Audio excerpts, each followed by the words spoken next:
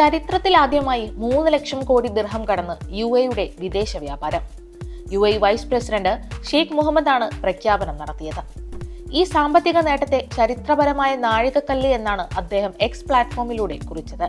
2024 ആഗോള വ്യാപാരം വെറും 2% മാത്രം വളർന്നപ്പോൾ UAE വിദേശ വ്യാപാരം അതിന്റെ 7 മടങ്ങ് വർദ്ധിച്ച് 14.6% വളർച്ച കൈവരിച്ചുവെന്നും ഈ വിജയത്തിന്റെ ഭൂരിഭാഗവും president Sheikh Mohammed bin Zayed Al നഹ്യാന്റെ വർഷങ്ങളുടെ പ്രയത്നഫലമാണെന്നും അദ്ദേഹം പോസ്റ്റിലൂടെ പറഞ്ഞു. 3 ട്രില്യൺ ദിർഹം എന്ന ലക്ഷ്യം കൈവരിക്കുന്നത് UAE സംബന്ധിച്ചിടത്തോളം ഒരു വലിയ കുതിച്ചുചാട്ടമാണ്.